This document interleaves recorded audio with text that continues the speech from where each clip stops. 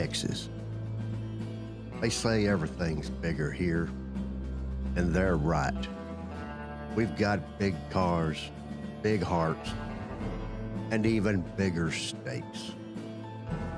This is beef country, Texas, home to the Alamo, the Cowboys, and the largest military installation known to man. So big, it has a big name.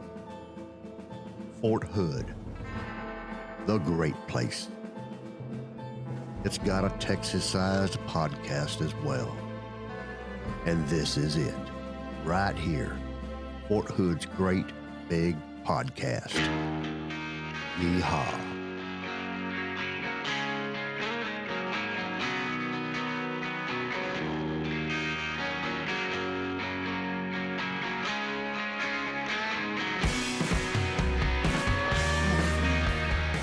Army training, sir. You never No. Army training. Seriously, you never saw the movie Stripes, No. starring Bill Murray. No. Do you know who Bill Murray is? No, I I know don't who Bill follow Murray He it. was is. on Saturday Night Live, like I've never back watched when Saturday Saturday Night Night was Live. good. Nope, never watched Saturday Night Live. Wow, Ghostbusters? I've seen Ghostbusters. Ghostbusters. That's Bill Murray, Which one? The main the main guy. I don't. There's Dr. three main guys. Groundhog Day. Ever seen that? Yeah, but I don't remember. He's really old now, so I guess all right. I'm old. Whatever. 80s, I know of him. 80s reference. All right, but I don't pay attention to celebrities. all right. So you don't know Bill Murray or the reference, but you did do some Army training, sir. Yeah. Right? Traditional Army So- training. Melissa, Lessard, Sergeant 1 each. What did you do? Oh, we did familiarization for the new weapons qualification course. Oh. Which I did do the weapons qualification course without the familiarization, and it was awful. Oh, Awful? my goodness, it was Yes. awful. If you are not familiar with the new weapons qual, you need to become familiar with the new weapons qual. Oh my goodness. So lots of wrinkles or what? So it's a lot of getting up and down. It's like doing a burpee 5 million times. Man. There's a lot of, yeah. Great. You have to think so much more now. Yes. Because yes. you have to change your magazines. Yes. And you have to do it quickly. Yes. So I had, yeah. Yeah. So when, So you got to be able to walk and chew bubble gum now. yes, kind of. Yes. You can't Okay. just like lay out there and Casually change casually. No. You have to think about where you're putting everything. And Yeah. This it's is ridiculous. yeah, it's really difficult. Man, Bolo, here I come. Yeah, Here I come. you go old school. Here I Yeah. come. Kentucky windage.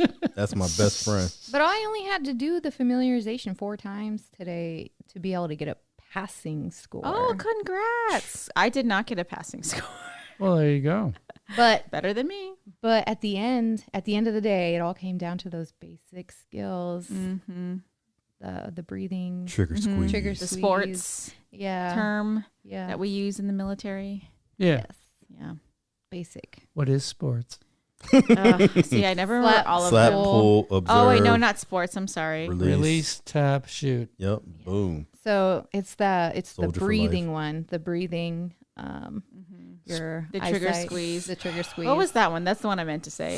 I get don't them remember. mixed up because they're both. Halfway out, squeeze. No, it's 4 techniques, correct? Yes. There's an acronym for that, and I can't remember. There's too many acronyms in the military. it's too confusing. Let it in, let it out, squeeze. Yes. Yeah, Dave's a Exactly. soldier for life. He'll Yeah, never forget whatever. those. Dave is a soldier. For I life. did fundamentals won't change. Hey, when I joined the Army at age 18, I had never Aw. fired a rifle before in my life. Same. So I had 0 bad habits and shot expert at basic because I just did what the drill sergeant told me to do. And, that was successful. Yay. Yeah. And when my eyesight started to go in my 40s, toward the end of my career, Mm-hmm. then I just stopped shooting at the 300-meter targets. Well, I bet muskets were a lot easier to handle. They were yeah. absolutely. Yeah, Than you the would just M16. destroy the Oh, man. 50-meter target. It was gone. Brutal. It was, Friendly You fire. had to replace it every time. hey, we had a really cool event here on Fort Hood. All right. Where we actually demolished some homes in Chaffee Village. Get Right. rid of them. Yeah. So, but before they demolished the homes, there was actually a reason to demolish the homes, right? Because why? Upgrade. $420 million. Modernize that housing Right. system. Our housing partner, Lendlease, actually has a $1.1 billion loan to build new houses, take down old houses, and almost half of that is coming right here. Nice. Huh? Exciting. I can't even fathom $1 billion. Huh? So anyway, at this ceremony, it was April 29th at Chaffee Village, right here on Fort Hood, and it was the housing development ceremony. And the first speaker is going to kind of run the numbers for us. This is Philip Carpenter. He's the Chief Operating Officer for Lendlease. Let's give it a listen. At Fort Hood specifically, the scope of work will include the demolition and subsequent new construction of nearly 600 new junior enlisted homes. In Chaffee Village, where we knocked down 320 a few years back, these will be demolished as well, and those new homes will be built on these green spaces. And our renovations for our junior enlisted will include exterior doors and window replacements, new light fixtures, doors, flooring, fresh paint, kitchen and bathroom renovations, new cabinets, appliances, countertops, basically the whole thing. So we're pretty excited about that. Phil Carpenter was followed by Lieutenant General Douglas Gabram, and he's the commanding general of the U.S. Army Installation Management Command. And his message really was, other than the fact that two of his kids were born here and he spent 16 years of his 30-plus year career here at Fort Hood, he said the investment is more than just money. I know some have said, frankly, hey, we're just throwing money at this. That is absolutely farthest from the truth, and that is not true. As General Daly has guided us, leaders at all levels of our Army are fully engaged at working to fix problems from the tactical level to the strategic level and restore trust through transparency and accountability. For example, every Monday at 14:30 hours Central Standard Time, I meet with the garrison commander and the RCI partner jointly, side by side, and we talk about every displaced family in the Army. So just for scale, there's just over 87,000 privatized homes in the Army. We have 80 displaced families as of yesterday, and 30 of them is pre-planned. In other words, because of renovation. So that leaves us about 50 out of over 87,000.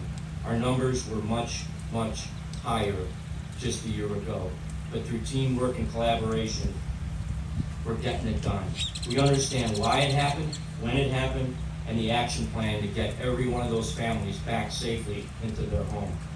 This meeting was chaired first by our 4-star Army Material Commander, General Perna, then General Daly, and now me, and we will continue that as long as I serve in this uniform. And the last speaker of the ceremony was our own Lieutenant General Pat White. He's been on the show. Unfortunately, you weren't here, Kelvin. I was you were not here. there. Friend of the show, definitely. Yeah, absolutely. Anyway, 3 Corps and Fort Hood commanding general. And he kept it real short because, well, you know, they wanted to destroy some houses, right? And what he shared, though, was that he wanted to do it a little bit differently. And as General Gabram said, look, you've heard me talk many a times, well, at least some of you have, and we can't do anything in our Army without our people. If we don't take care of our people, it makes our life really, really hard. It's about taking care of our people. Chief calls it people first. We got Operation People First. It's just about people, because that's who our Army is. It's your Army. And so, again, I'm super excited. Now, I will say, there are no curmudgeons here today, right? I actually wanted to take one of these houses down with an M1 tank. I really actually wanted to do that.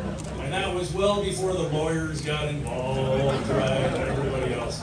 So the best we could do, without getting somebody thrown in jail and sitting here today, is to park a tank next to one of these houses that's about to get demoed.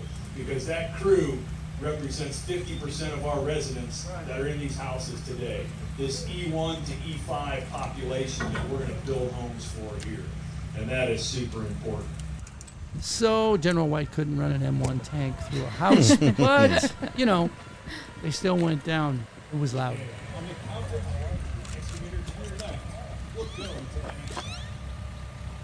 1, 2, 3.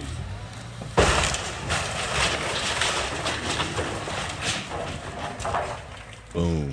That'd be Really nice. loud. But you know what went down will go back up again. So 600 new homes. Got that glow up.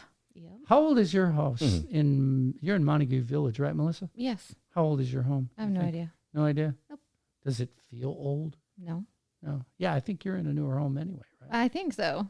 Yeah. The homes in Maine are way older, so I'm not too concerned. Well, you saw the one, like Chaffee Village, they look like duplexes. They're real Yes. tiny. Yep. Yeah, and less than 1,000 square feet, I'm guessing. Oh my goodness, yes, ours are way bigger than Montague Village. Yeah, yeah. So those are the ones going down, and they're going to build bigger and build better. Love And, that. you know, 5 years from now, if you ever make it back. Should be You're back. so funny. You're not going to stick around? No. You'll be back. Yeah, probably not. Me neither. I'm not planning on being here 5 years from now either. So, you know, Right. it's all good. But that being said, it was a very cool ceremony and something to look forward to Definitely is. for those that follow you. And talking about following us, after the break, we are going to talk about peak PCS season since, you know, 'tis the season, right, guys? Yes, it is one Yep. of the busiest I already seasons see the moving trucks. of the All year. right. Yep. And we'll be back with all that right after this. Flash floods in central Texas happen within only a few hours of rain. Every year, more than 80% of flood fatalities involve vehicles, and about 10 people drown in their vehicles each year in Texas. Vehicles of every size can lose control, float, and roll over in flood conditions. Is taking the risk worth it? Is it worth the risk of leaving loved ones behind? Overconfidence kills. Don't drive through floodwater. It's not worth it.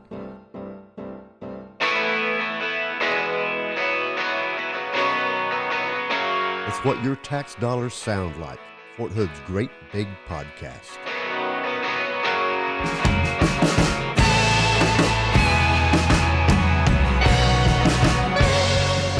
All right. School's almost out, right? Yep, that time of the year. That's Samantha Farlow. Hello. She is a member of our public affairs team, and she is sitting in for this segment. Yes, I am. You're Very so happy to exciting. be here, right? I am. I'm thrilled. She's really happy to I'm be here. thrilled. Last week she was kind of, We're feeling out. And we are joined by Donnie Lenore, and he is the personal property chief with Fort Hood Transportation. Thank you. School's almost over, so that means peak PCS season for Army families, right? Yes. You know, the thing about it is every year we go through peak season. And, you know, our job as the transportation office is to, one, relieve some of that stress that family members go through. It's stressful. It really is. So we have all these briefings, whether you're a first-time briefer, first-time PCSer, we have a briefing for there that kind of goes over your entitlements, like your weight restriction, you know, as far as documents and things that you need to provide the transportation office so we can ensure that you have a smooth move to your new PCS location. Now, last year, you guys had to deal with COVID, so there was less people moving, but it was kind of a pain. Is that still affecting how you guys do business now? Because we're kind of at the tail end of all that. Well, yes and no.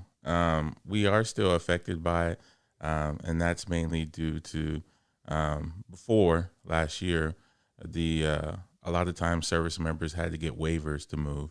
Right. And, you know, for a lot of the bases, they have this kind of system out there that you can go green to green. And when it's green to green, it's kind of saying that COVID has subsided, and it's okay for the service member and their family to move to that location. But when you're going from a green to a red, they have to get a waiver. So a lot of times their household goods were delayed until they received that waiver that it was okay for them to PCS to the new duty location. What's the biggest tip, especially this year? Are you seeing more people moving this year because less moved last year? We are, and I think it's mainly because of COVID has kind of subsided. But the main thing is that when we look at the previous years that we've had peak season, we usually normally have a large amount of personnel that are moving. Sure. And then, kind of the way that we deal with it is try to get the information out about tips and tricks for, family members to use. And I think there's a kind of like a stipulation out there that you have to wait for your clearing papers to actually, to submit your household goods. And that's not true. Once you receive your orders, you can actually go to move.mil, and there's videos on there how to sign up for a DPS account. And then, once you go onto the system, you can submit your application, and then you'll turn your documents into the transportation office, and then we can help you at least provide you additional information so that you can make a decision. Because at least in my opinion, 2 weeks is not enough. 2 weeks may be, especially with you trying to plan with your family, with the housing market. And then you're trying to get your spouse or your children on board with the PCS to make sure everything is taken care of. To me, it's just not enough time. But as soon as they get their orders, the main thing is go to move.mil. There's a lot of information on there. And then go on to DPS and submit your application, and then print out your documents, and then bring them to the transportation office. And we'll most definitely point you in the right direction and let you know what your options are. See, that would have been helpful for me. I PCS'd here last year during COVID, came here from Fort Rucker out in Alabama. Right. First time I've done it as a spouse. And it was a headache. A lot it was different than when you were a very kid, difficult. right? Yeah, as a kid, you just run around in the boxes and you're having a grand old time. Man, what a headache as a spouse. And I love my husband, but he had no idea what was going on or what to do. And and we see that quite often. That a lot of times the spouse is asking the husband who's active, and he can't answer all the questions. Yeah. And sometimes we do get calls from spouses, and a lot of times we try to encourage them, come here with your spouse or with the service member. You both come to the office, and then we'll explain things when you reach the front desk, and hopefully we can answer those questions, to help you ease the burden of the stress, but also help you out with the move. Donnie, what's the number one concern most family members have about PCS? Getting their, desired pickup date is what they're really concerned about. Right. I can see that. Yeah. And then you're dealing with leases and things, right? Yeah. And then usually what happens is you have members that, let's say their lease ends on the 30th. And so that's the day that they want to get it picked up, or they want to have it picked up the day before. Right. But going back to the 2 week thing, if you wait to 2 weeks prior, there may not be a transportation service provider who may be able to pick up on the 30th. So now that date has to get everybody backed up. wants the 30th, right? Yeah, absolutely, because they're trying to save money also. Right. Sure. So those are just part of the challenges of peak season, and also for the service member as far as going on, moving to their next duties location. Yeah, absolutely. I know for me personally, going back to my own story, when we started the process of moving and all of that, we ended up doing a full move on our own because we couldn't find, there was no dates. you They had poor anybody girl. available to come Wow. and pick up our stuff, or the people who could. We wouldn't get it for 4 or 5 months because of COVID, and because, you know, all these people are trying to move who have to move. They can't stay here anymore. And oh my gosh. You're never going to do that again, No, are you? I am not. Never, ever again. I will happily get rid of my things for 3 or 4 months if I have to do that. That is okay. And Pack a I'll- suitcase. And I'll let you know, like on a personal experience, I've helped someone who's done a PPM, and it's like a personally procured move. So it is a lot of work.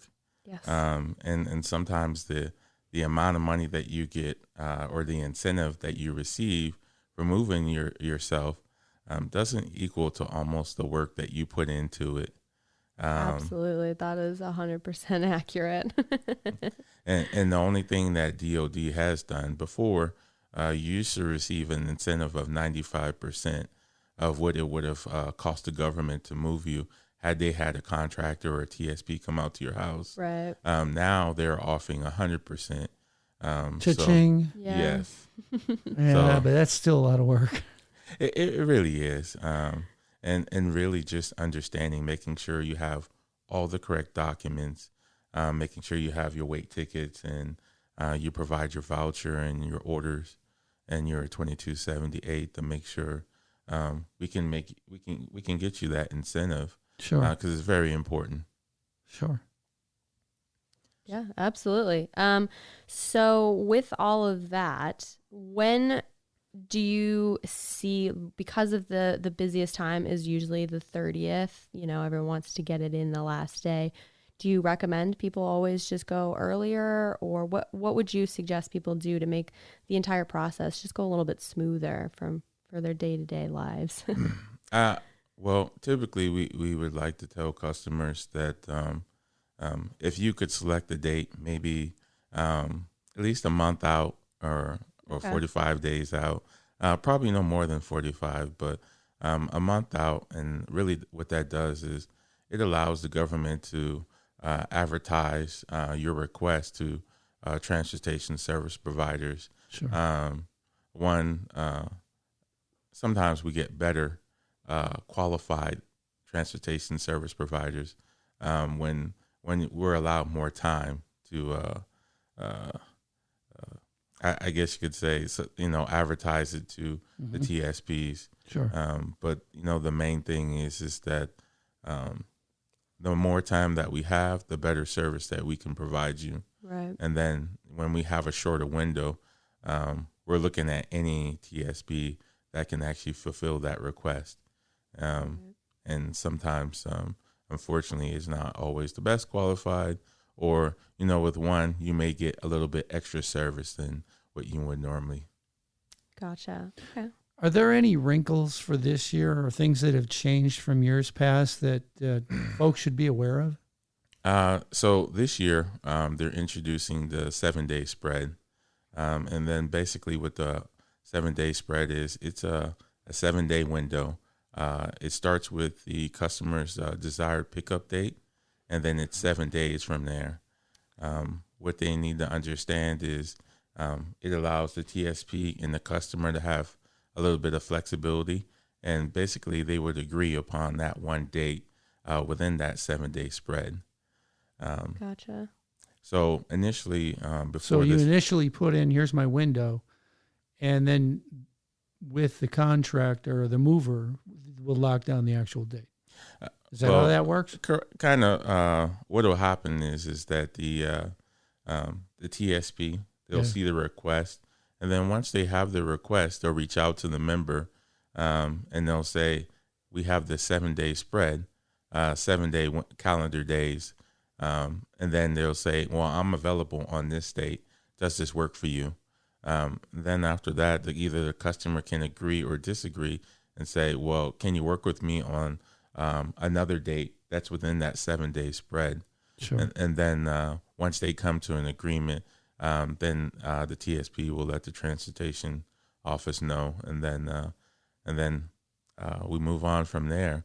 And then that's kind of how you lock in your dates. Yeah, that makes sense. Sure. if you kind of look at the current process right now, you have a desired pickup date, and typically we try to ask the customer for an option date. So if we can't fulfill any of those option dates, then we would normally go back to the customer and say, if it's a short window, maybe it's a good idea that you do a PPM and you move yourself, or we can try to extend the window a little bit further to see if there's a TSP that's available. Wow. That's interesting. That seems like it will be helpful for both the office and for the people moving. Instead of having to continue to work to find a date that works, you just work out within that 7 days. Correct. People like options. Right. Yes, they do.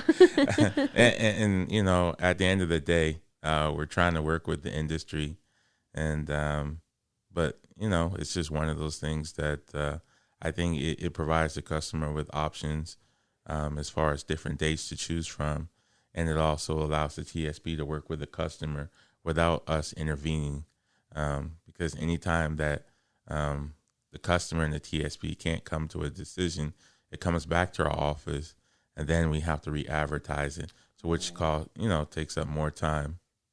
Right. Yeah, that makes sense. Is there anything specific that the Fort Hood community should know about what's changing or what they can expect from any upcoming PCSing, or about the transportation office in general? I will say that we are making some new changes. I know some of our briefing times have changed.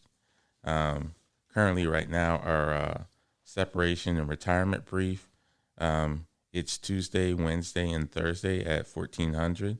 That's 2:00 for those civilians out there, right? Yes. And then our first time PCS brief is going to be held on Monday at 13:30. And 1:30 for those who don't know the military time or refuse to accept it. Yeah.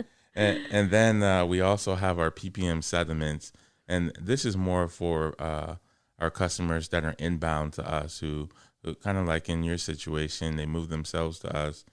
We have a briefing where they can come in and we kind of look at your documents and let you know whether or not you have everything or what you're missing. So we can kind of correct the process prior to the process. Wow. You went through that, right?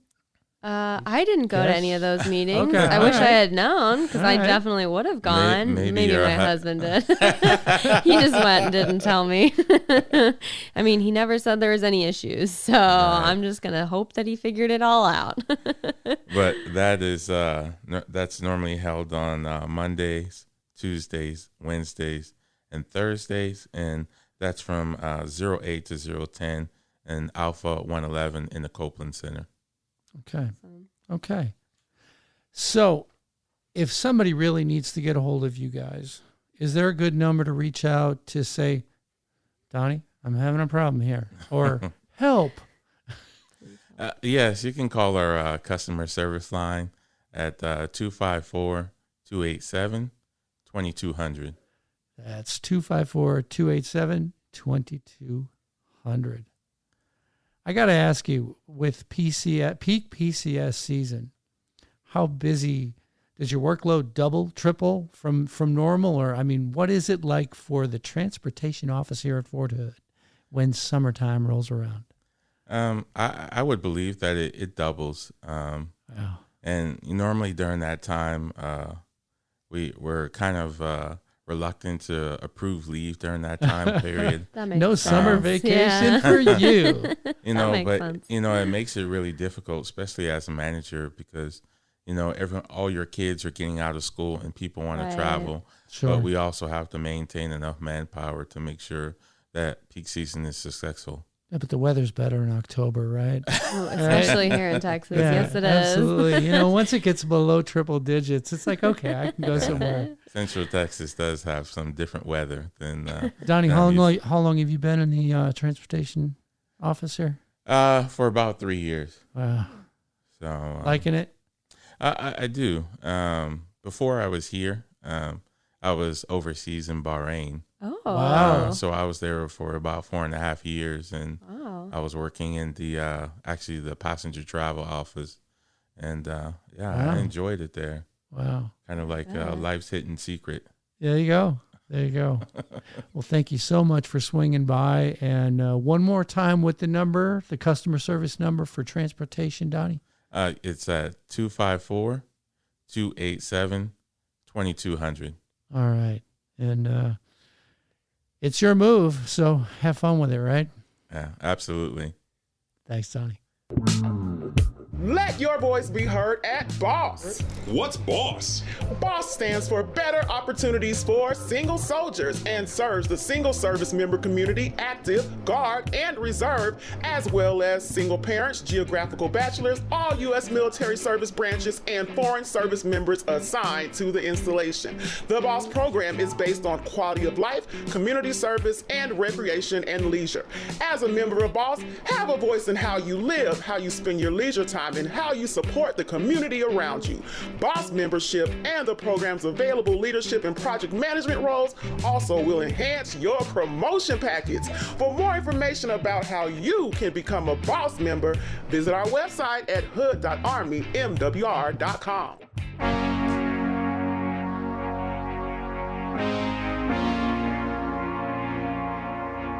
It's me, Super Mario. Woohoo! Hello to all my friends at the Fort Hood's Great Big Podcast. You number one.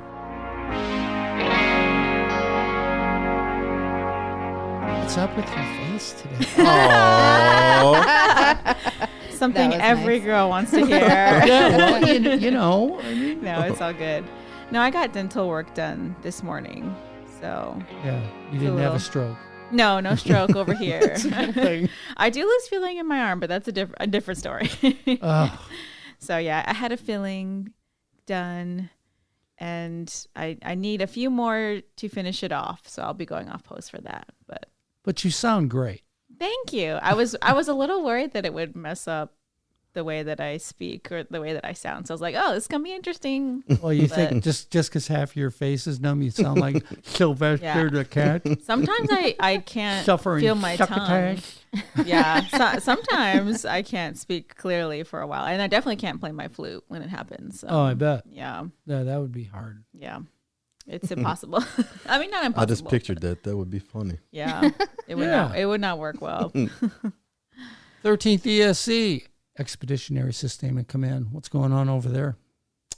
You know, I'm just coming back from leave, so me myself personally. Getting your feet wet again? Getting back into it, you know, hey.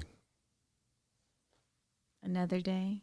And plus, I took a nap in the car, so I'm sorry. I'm not as alert. That was lunch, as I right? usually am. Was that lunch? You know, I got here, a little bit early. I was like, let me close my eyes for like 10 minutes. I walk in.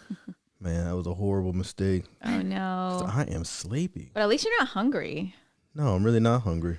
Is that a soldier thing? Because I could fall asleep pretty much anywhere. Oh, I can go to sleep anywhere. Standing up, like anywhere. Takes me no time at all. I kid you not, basic training, they had us on a run, and they used to get us up super early. And there was like a run when we ran like 3-4 miles. I don't remember the entire run. It was like I might have been asleep for about a quarter mile of that run because it was like, because formation runs, you're just kind of stuck. Yes. Especially the slow ones. Around. I hate that. Yeah. I'm glad we don't have to do that as much. Army's fun, isn't it? It has its moments. Hey, Cab birthday's coming up. Yes. That's September though, right? We do another big ceremony in the summer though. There you do. I can't remember. Is that the reunion? I think so. Yeah. That one's really fun. That is fun. All the helicopters come down and. Do you get stuck having to do the division run? Are you in it? I don't normally do the run because usually the band has to play. You guys are playing on the sidelines, Yes, yeah. so Well played. we're cheering you guys on while we stand there. That's why I would always throw a camera around my neck even if I wasn't shooting. Right. Yeah, I'm the same way. And if I had to run them, right, because, senior NCO, I wouldn't call them runs. I would be in the the trail group picking up the fallouts. How? You're barely even running. You're just trotting in this accordion pace. You'd be surprised. Like, Some people are not about that life. I just don't get it. Yeah, when we would have the entire division, and you'd fill Battalion Avenue. I got it. They've got to be doing it this year. They're turning 100. Yes, they definitely will. Something to look forward to. Big hoopla. And there will be some public affairs type up in a helicopter, hovering over Battalion Avenue, going, "Look at that!" Yeah. Click. Mm-hmm. I can't wait to see that picture. I was about to make a helicopter noise, but never mind. You can make helicopter noises? No, I can't. That's why I stopped. Not even gonna embarrass myself like that. No, it's you gotta tap your chest and talk like this since you're up in the air. Just sounds like I'm trying to rap. It's hard to smile. All right. I'll just hold up this side of my face. So, many thanks to Donnie Lenore, who came in from the transportation office to talk all about tips for the peak PCS season here at Fort Hood. It's about a quarter of the post takes off every year and goes to other parts unknown. And speaking of taking off, you're going to be gone by the what? Yeah, I'll be gone July. No, that's so sad. Don't leave us. Out of here. Peak PCS season, man. Peak PCS season. So I was glad to hear those little tips and tricks and things I may have forgotten along the way. There you go. Now I'm on top of my game. Of course, you don't get to take anything with you to Korea, though. Sneaking my dog. What's in your bag, Sergeant? I don't know. No clue. Right on. But with that, Melissa, take us out. And everybody have a wicked good week.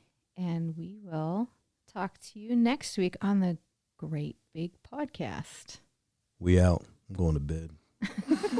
This podcast is a U.S. Army Garrison Fort Hood and Fort Hood Public Affairs production. The Great Big Podcast is produced by Dave Larsen, hosted by Specialist Brianna Dew, Sergeant Melissa Lessard, and Sergeant First Class Kelvin Ringold.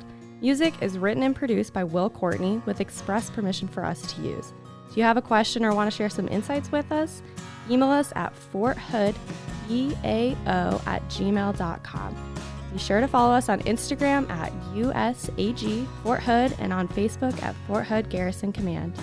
And as always, be sure to leave a review and subscribe wherever you listen to podcasts. Driving down the road